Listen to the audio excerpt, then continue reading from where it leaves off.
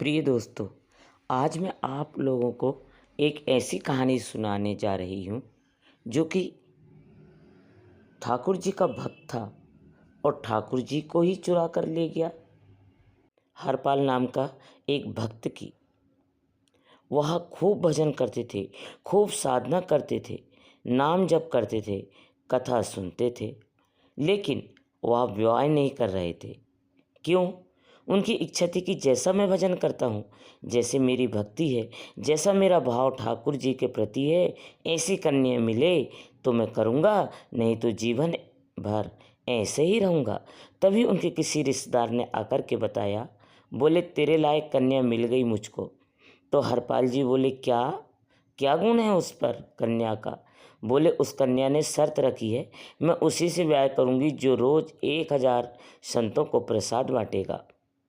हरपाल जी बोले अब तो मुहूर्त भी नहीं निकलवाना, कल ही विवाह करवा दो मेरा। ऐसी कन्या से तो मैं बिना विवाह मुहूर्त के ही उनके संग विवाह कर लूँगा। मुझे संकोच नहीं है, जीवन बढ़िया चले, मुझे ब्याह करा दो। कन्या ने शर्त रखी, हरपाल जी हम आपको विवाह तो कर रहे हैं, पर हमारी शर्त मंजूर है ना, रोज 1,000 संतों को प्रसाद देना पड़ेगा। मैं निश्चित करूँगा, आप विवाह कर लो। और विवाह हो गया। हरपाल जी रोज 1,000 महात्माओं को भोजन परोसने लगे। अगर कोई संकल्प ले कि मैं 1,000 महात्माओं को प्रसाद खिलाऊं, तो 1,000 से ज़्यादा बढ़ जाए, 200 महात्मा ज़्यादा उनको मना करेगा, क्या वो तो फिर अपराध बनेगा। उससे प्रसाद पाने का संकल्प लिया तो जितने आए सब ने बैठाने की जिम्मेदारी की। उसकी ऐसी कथा में भी होती है कि कथा में जितने लोग आए सबको स्वागत होना चाहिए, सबके लिए स्थान पर्याप्त होना चाहिए। कई जगह कथा करा कर हम तो मना कर देते, मत कराओ भैया, आपको अपराध लगेगा। वैष्णव बिना सुने चला गया। हरपाल जी ने नियम ले लिया, रोज 1,000 महात्माओं को भोजन कराते। अब 1,000 की जगह कभी कभी 1,200 भी हो जाते, 1,300 भी हो जाते, 1,500 भी हो जाते, लेकिन हरपाल जी करते कुछ नहीं थे। कमाई का कोई जरिया नहीं था, केवल दादा परदादा की पुश्ते थी जो उनके पुश्ते नहीं थे। धन था उसी को ही खर्च करते जा रहे थे। 1 साल तक बढ़िया चला, 1.5 साल बढ़िया चला, लेकिन 1.5 साल बाद धीरे धीरे धन खत्म होने लगा। अब जैसे ही धन खत्म होने लगा, हरपाल जी बड़ी चिंता में आ गए। क्या करें? पत्नी को नहीं बताते थे, क्यों बोलें, इससे तो शर्त लगी है, इसको क्या बताऊं अपना दुख। इससे तो शर्त मेरी यही थी, हजारों संतों को भोजन कराना है। तो हरपाल जी ने बाहर जाते और दुकानदारों के यहाँ जाकर के कर्जा लेने लगे। वो पुराने संपन्न थे तो किसी ने कर्जा देने से मना भी नहीं किया, सब देने लगे, बोले ले जाओ। इतना कर्जा कर रहा लिया, 6-7 महीने तक कर्ज में भी उनके संत सेवा बंद नहीं हुई। 6-7 महीने बाद मांगने वालों ने मांगना शुरू किया, बोले हमारा कर्जा दो दो, हमारा दे दो।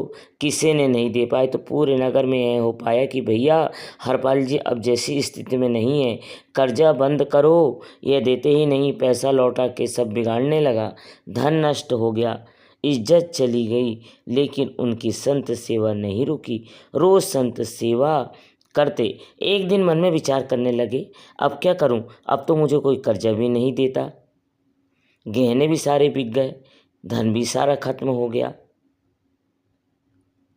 तो अब हरपाल जी ने मन में विचार बनाया, मैं चोरी करूंगा और चोरी करके ठाकुर जी से आप लोग करना ऐसी चोरी और करूंगा। हरपाल जी चोरी करने जाने लगे, लेकिन हरपाल जी का नियम था कि वह किसी के धन की चोरी नहीं करते थे। संपन्न लोगों के घर में जाते थे और उनकी रसोई घर की सामग्री चुरा लाते थे, चीनी, दाल, आटा, चावल, मूंग, नमक, मिर्च, ताकि भंडारा हो जाए। और इस प्रकार महाराज चोरी करने लगे। एक घर की हुई अब दो हल्ला होने लगा। बोले कि घरों के सामान राशन चोरी हो जाता है, बड़ा विचित्र चोर है, धन नहीं चुराता है, राशन चुरा के भागता है। ऐसी चोरी होने लगी तो फिर महाराज अब तो लोगों ने अपने अपने घरों में पहरेदारी शुरू कर दी कि चोरी ना हो। तो हरपाल जी को ये दिक्कत होने लगी, क्या करें, कैसे करें। धीरे धीरे हरपाल जी इस स्थिति में आ गए कि अब संपन्न लोगों के यहाँ उन लोगों को ढूंढते जो न कभी संत सेवा करते न वैष्णव सेवा करते। उन लोगों के यहाँ जा कर के थोड़ा बहुत धन चुरा लेकर आते और स्वर्ण चुरा ले आते और कुछ करना नहीं, अपना घर नहीं बनाते थे, बस संत सेवा करते थे। ठाकुर जी रोज हरपाल से ठाकुर जी बोले, देखो यह सब चोरी करके और मेरे संतों को भोजन दे रहे हैं। ठाकुर जी बोले, इस पर अनुग्रह करके जाना है। भगवान सिंहासन से उठ कर के तैयार होने के लिए गए और बढ़िया महाराज नकली सी मूछ लगा करके ऊपर सिर पर पाक पहन करके और थोड़ा पेट सा बाहर निकाल के गले में खूब सारी जंजीर डाल के हाथों की हर उंगली में अंगूठी पहन के सोने की जूतियां डालकर कि क्रोधी सोने का गहना पहन करके और एक बैत समझ वृद्ध लोग लेकर के चलते, बैत सोने का मड़ा हुआ बैत लेकर के ठाकुर जी तैयार हो गए। सेठ जी बन गए लक्ष्मी भैया। भगवान सुंदर स्वरूप धारण किया। कहाँ जा रहे हो? बोले अपने भक्त से मिलने जा रहे हैं। रुक्मणी जी बोले मैं भी चलूँगी। भगवान बोले तुम मत चलो, तुम उनको पहचान नहीं पाओगी, तुम मुझसे अपराध बन जाएगा।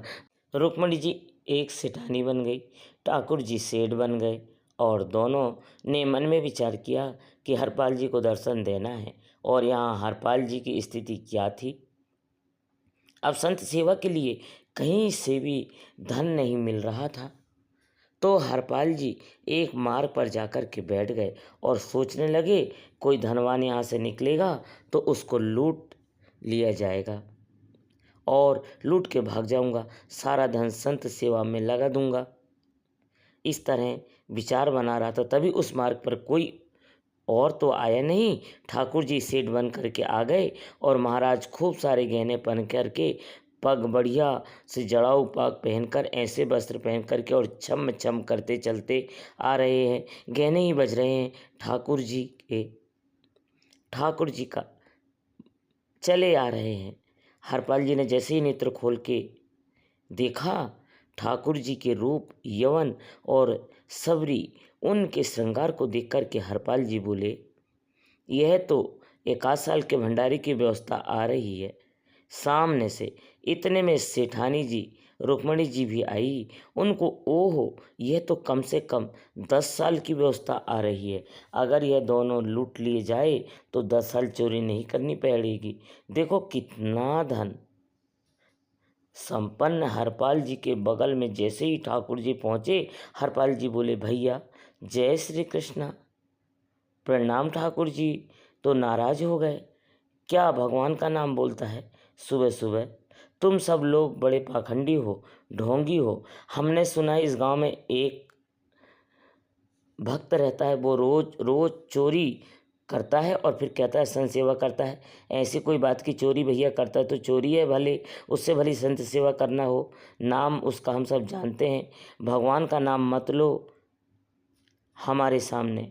हरपाल जी समझ गए, वह तो बिल्कुल भगवत विमुख है, तो एक अंगूठी भी नहीं छोड़नी मुझको, इसका तो सब लेकर जाऊंगा। अगर यह मैं जय श्री कृष्ण बोलता तो एक आध गहना छोड़ देता इसका मैं, पर यह तो इतना बिखर रहा है भगवान का नाम सुनकर, इसका कुछ नहीं छोड़ूंगा, सब ले कर चोरी करके ले जाऊंगा। और इस तरह विचार करके हरपाल जी बोले, हाँ भैया, एक रहता तो है इस गांव में और उसका पता नहीं है, वह कभी आ जाता है, लेकिन एक मार्ग जंगल में होकर के है, उसमें गांव में नहीं जाना पड़ता, जंगल से गुप्त चुपचाप निकल कर पूरे गांव पार हो जाएंगे, आप शहर पहुंच जाओगे, उसका रास्ता मुझे ही पता है। सेठ जी बोले, तो तुम हमको पार करवा दो।